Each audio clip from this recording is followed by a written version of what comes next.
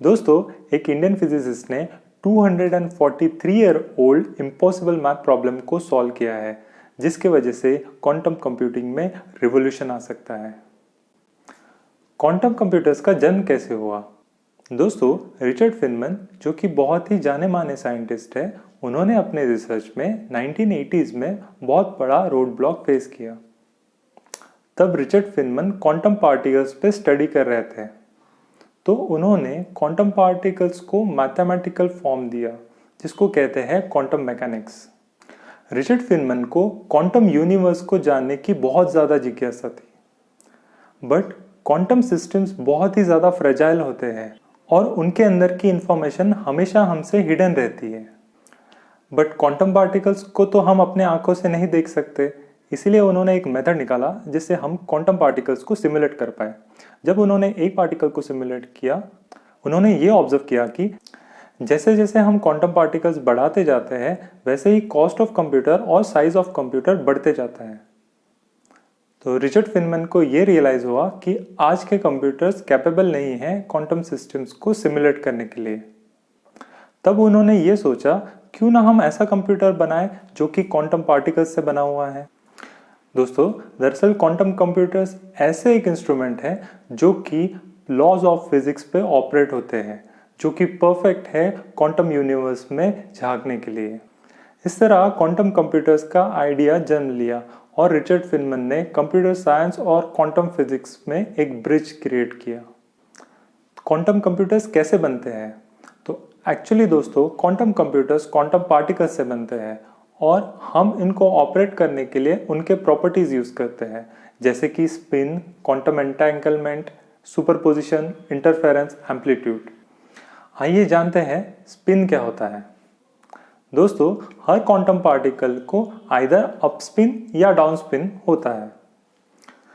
दोस्तों, quantum computer की working जानने के लिए हमें एक बहुत इंपॉर्टेंट कंसेप्ट, जिसे कहते हैं क्वांटम एंटेंगलमेंट, वो जानने की ज़रूरत है। तो क्या होता है क्वांटम एंटेंगलमेंट? इसे समझने के लिए हम फॉर एग्जांपल लेते हैं एक पार्टिकल ए और पार्टिकल बी। एक क्वांटम पार्टिकल्स के दो टाइप के स्पिन हो सकते हैं, एक तो स्पिन अप और स्पिन डाउन। पार्टिकल ए का स्पिन है स्पिन अप और पार्टिकल बी का स्पिन हमें पता नहीं है। सपोज पार्टिकल ए और पार्टिकल बी क्वांटमली एंटेंगल्ड हो, तो पार्टिकल ए का स्पिन और पार्टिकल बी का स्पिन सेम होगा। ये मैटर नहीं करता कि दोनों में डिस्टेंस कितना है, भले ही पार्टिकल ए और particle B light years apart हो, फिर भी उनका जो प्रॉपर्टी है क्वांटम एंटेंगलमेंट, उसके वजह से दोनों का स्पिन सेम ही होगा। यही प्रॉपर्टी क्वांटम कंप्यूटर्स के कोर में यूज की जाती है। So basically quantum computers quantum particle से बने होते हैं, जिससे क्वांटम बिट्स डिफाइन होते हैं। जैसे हमारे कंप्यूटर में बिट्स होते हैं जिसकी वैल्यू 0 या 1 हो सकती है, वैसे ही क्वांटम बिट्स के 4 वैल्यूज हो सकते हैं, आइदर 00, 01, 10 या 11। इसीलिए कोई भी एक पार्टिकल की स्पिन मेजर करके हम दूसरे पार्टिकल की स्पिन पता कर सकते हैं। दोस्तों, क्योंकि क्वांटम बिट में हमारे नॉर्मल कंप्यूटर्स से ज़्यादा इंफॉर्मेशन स्टोर की जा सकती है, इसीलिए उसकी प्रोसेसिंग पावर बहुत ज़्यादा होती है। अगर कंपेयर किया जाए तो 16 KB के क्वांटम बिट्स इतनी ज़्यादा इंफॉर्मेशन प्रोसेस कर सकते हैं जितनी कि पूरे यूनिवर्स में एटम्स हो। दोस्तों, क्वांटम पार्टिकल्स बहुत ही ज़्यादा अनस्टेबल होते हैं। उन्हें स्टेबल करने के लिए हम उनको एब्सोल्यूट 0 टेम्परेचर तक फ्रीज करते हैं। तो आज के क्वांटम कंप्यूटर्स एक रेफ्रिजरेटर की तरह है, जो कि क्वांटम पार्टिकल्स को फ्रीज करते हैं। जब हम क्वांटम पार्टिकल्स को सब 0 टेम्परेचर पे फ्रीज करते हैं, वो क्वांटमली एंटेंगल्ड हो जाते हैं। बट हम क्वांटम पार्टिकल्स की इंफॉर्मेशन कैसे रीड कर पाएंगे? तो दोस्तों, क्वांटम पार्टिकल की इंफॉर्मेशन रीड करने के लिए या उसमें इंफॉर्मेशन राइट करने के लिए हम एक माइक्रोवेव पल्स का यूज करते हैं। और क्योंकि अदर पार्टिकल्स भी इस पार्टिकल से एंटेंगल्ड है, इसीलिए हम अदर पार्टिकल्स के स्टेट प्रिडिक्ट कर सकते हैं। दोस्तों, अभी हम वो 243 ईयर ओल्ड मैथ प्रॉब्लम को समझते हैं।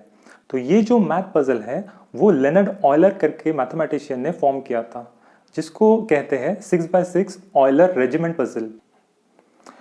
वो पजल इस तरीके से है कि सपोज आप एक कमांडिंग ऑफिसर हो और आपके अंडर में 6 रेजिमेंट्स हैं, हर रेजिमेंट में 6 ऑफिसर्स हैं। तो ऑफिसर को इस तरीके से अरेंज करना है 6x6 के चेस बोर्ड पे कि कोई भी रो और कॉलम में रेजिमेंट या फिर रैंक रिपीट नहीं होना चाहिए। दोस्तों, इस पजल को सिंप्लीफाई करने के लिए हम रेजिमेंट के जो रैंक्स है उसको चेस पीसेस से रिप्लेस कर देते हैं।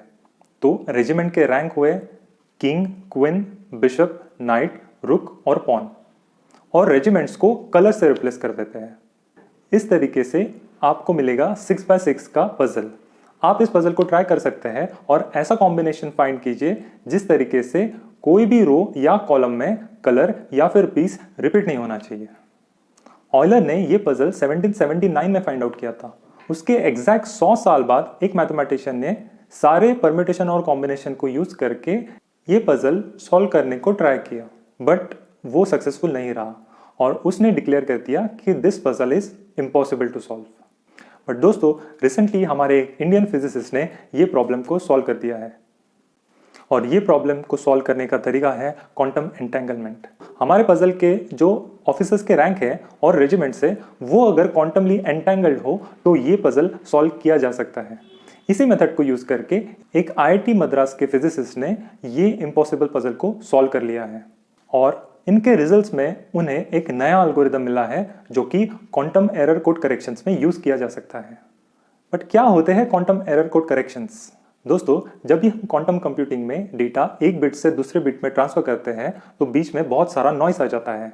इस नॉइस के वजह से वो जो बिट इंफॉर्मेशन है वो चेंज हो जाती है। इस बिट इंफॉर्मेशन को रिटर्न करने के लिए quantum error code correction algorithms लगाते हैं ताकि जो इंफॉर्मेशन हमने ट्रांसमिट की है वही इंफॉर्मेशन हम रिट्राइव कर सके एट द रिसीवर्स एंड। इस चीज को समझने के लिए मॉडर्न कंप्यूटिंग में क्या यूज किया जाता है एरर कोड करेक्शन के लिए, ये समझते हैं। सबसे basic error code correction technique है 3 बिट रिपीटेशन। सपोज आपने एक इंफॉर्मेशन सेंड की है 00, तो एट द रिसीवर्स एंड आप 3 बिट रिपीटेशन कोड लगाओगे। इसका मतलब आप ट्रांसफर करोगे 000 हर बिट के लिए 3 बिट्स सेंड करोगे। एट रिसीवर्स एंड मैं हर बिट के पेयर्स को चेक करूंगा। जैसे 001 मुझे इंफॉर्मेशन सपोज रिसीव हुई है तो मैं चेक करूंगा कि सबसे ज्यादा बिट्स कौन से रिसीव हुए हैं। मेजॉरिटी ऑफ द बिट्स मुझे 00 रिसीव हुए हैं। इसका मतलब जो 001 रिसीव हुआ है वो 1 is a noise, that is a miscalculation due to the noise. So मैं उस 1 को 0 में कन्वर्ट कर दूंगा और वो एज अ फाइनल इंफॉर्मेशन लूंगा। इस तरीके से 3 bit error code correction technique use की जा सकती है। बट आजकल के कंप्यूटर्स सॉलिड स्टेट डिवाइसेस के वजह से इतने ज़्यादा पावरफुल हैं कि एरर कोड करेक्शन टेक्निक लगाने की ज़रूरत नहीं पड़ती थी। पहले जबकि हम मैग्नेटिक टेप्स यूज करते थे तभी एरर कोड करेक्शन बहुत इंपॉर्टेंट था, बट क्वांटम कंप्यूटर्स ये बहुत ही अभी नेसेंट स्टेज में है। इसीलिए इनमें का जो डेटा जब ट्रांसफर होता है तब उसमें बहुत ज़्यादा नॉइस आ जाता है। इस वजह से हमें quantum error code correction algorithms create करना बहुत ज़रूरी है ताकि हम सही इंफॉर्मेशन एक क्यूबिट से दूसरे क्यूबिट में ट्रांसफर कर सके। दोस्तों, बट आप सोच रहे होंगे क्वांटम कंप्यूटर्स का क्या काम है? क्या वो सुपर कंप्यूटर्स को भी बीट कर सकते हैं? तो क्वांटम कंप्यूटर्स सुपर कंप्यूटर को बीट करने के लिए नहीं बनाए हैं। क्वांटम कंप्यूटर्स को हमने इसीलिए बनाया है ताकि हम नेचुरल सिस्टम जो कि बहुत ज़्यादा कॉम्प्लेक्स होती है उसे सिमुलेट कर पाए, ताकि हम नेचर को और अच्छी तरीके से समझ पाए। मे बी फ्यूचर में हम क्वांटम कंप्यूटर्स को यूज करके न्यू वैक्सीनेशन या फिर मेडिसिन टेक्नोलॉजी में रिवोल्यूशन ला सके। मे बी हम ग्रेविटी को और अच्छी तरीके से समझ सके। दोस्तों, अगर आपको क्वांटम कंप्यूटर्स में और भी ज़्यादा आगे काम करना है या उसके बारे में कुछ इन्फॉर्मेशन चाहिए तो IBM ने अभी तक 3 क्वांटम कंप्यूटर्स बना के रखे हैं और उन्होंने पब्लिकली IBM क्लाउड पे इसका एक्सेस प्रोवाइड किया है। दोस्तों, आपको अगर इस तरीके के वीडियोस पसंद है तो आपको ये नेक्स्ट वीडियो भी बहुत पसंद आएगा।